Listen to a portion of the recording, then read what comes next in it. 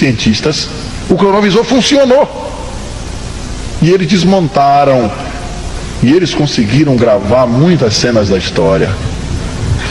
Voltaram ao passado e o cronovisor não pegou somente voz, eles conseguiram fazer imagem. O padre Brini foi amigo íntimo e pessoal do padre Pellegrino Ernetti. Visitou ele por mais de 20 vezes na Itália. E de todos os seus encontros ele disse que não teve um no qual eles não falassem sobre o cronovisor. O padre Brini publicou algumas coisas em seu livro, achando que era possível de ser traduzido pela interpretação de algumas pessoas, e gravou uma fita conosco com uma série de depoimentos que ele pede, como pede no livro, que o padre Ernetti perdoe ele por ter dito. Eu vou ler o texto do padre Brini e vocês vão acompanhando comigo o raciocínio dessa história fantástica e impressionante. Ele diz: eu citei entre as hipóteses a serem encaradas para explicar a transcomunicação aquelas das ondas remanescentes. Sei muito bem que um grande número de cientistas continuam a considerar totalmente absurda essa história de ondas, não detetáveis por nossos instrumentos, que veiculariam indefinidamente os sons e as imagens do passado. Entretanto, conhecemos há muito tempo casos indiscutíveis de clarividência que deixam supor, de qualquer forma, a existência de tais ondas. Como é que um clarividente retorna ao passado e vê cenas que ainda não existem mais? Onde é que estão essas cenas? Em algum lugar que a mente dele sintonizou.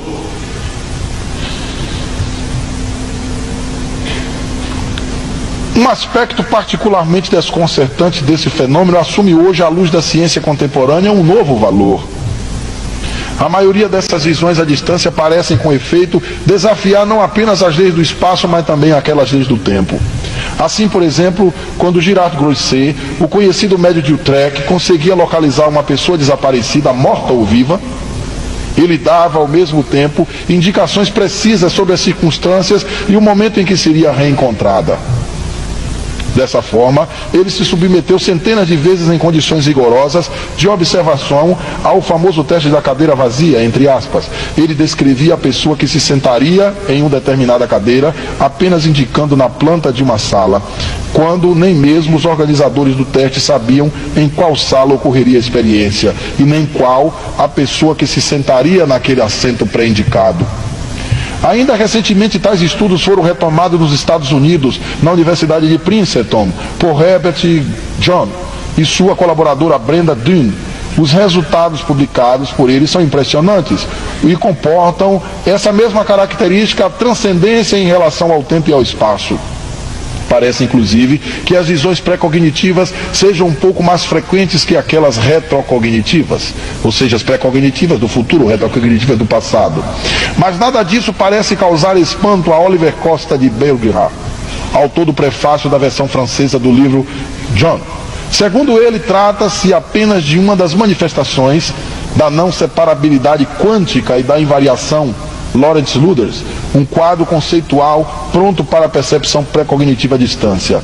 Parece que no nível quântico da realidade, o tempo e o espaço não contam.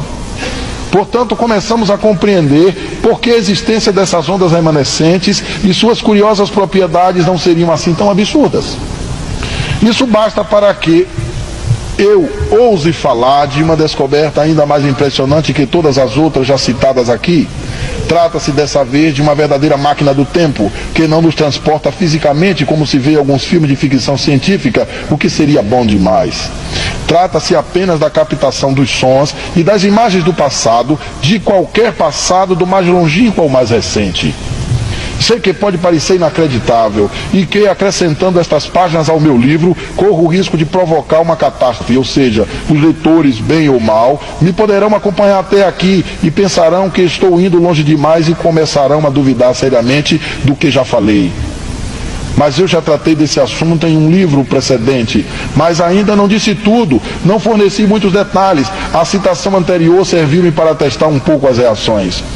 Como essa história estava diluída em meio a uma grande quantidade de outros fenômenos, todos fantásticos e pouco conhecidos, acabou por não ser tão observada. Apenas alguns leitores e justamente os cientistas procuraram me falar a respeito desse assunto. Haviam ficado espantados, mas nem tanto.